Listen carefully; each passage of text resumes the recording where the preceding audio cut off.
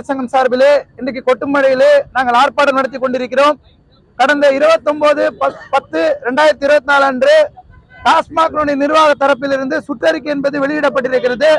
அந்த சுற்றறிக்கையிலே கடைகளிலே வேலை செய்யக்கூடிய ஒருவர் 10 ரூபாய்க்கு மேல் விற்பனை செய்தால் கடையில் உள்ள அத்தனை பேருக்கும் தற்காலிக பணி நீக்கம் என்ற தண்டனையை அறிவித்திருக்கிறார்கள். இது ஆங்கிலேய கால சட்டத்துக்கு ஒத்து வரும். ஏனென்று சொன்னால் பிரிட்டிஷ் காலனி ஆதிக்க காலத்திலே ஒருவர் தவறு செய்தால் அந்த ஊரே தண்டிப்பார்கள். அதுபோல இன்றைக்கு இருக்கக்கூடிய நடைமுறை என்பது 10 ரூபாய் விற்பனை செய்தால் கடையில் உள்ள அத்தனை பேரும் பணி நீக்கம் என்ற தண்டனை என்பதை அறிவித்திருக்கிறார்கள்.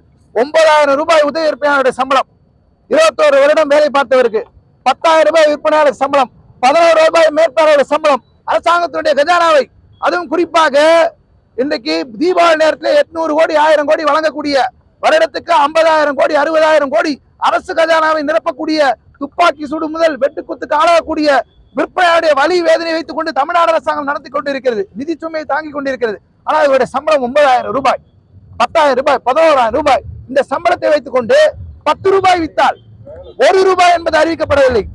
1 ரூபாயிலிருந்து 9 ரூபாய் என்பது அறிவிக்கப்படவில்லை. 10 ரூபாய் வித்தால் என்பது தண்டனை என்பதை அறிவித்திருக்கிறார்கள்.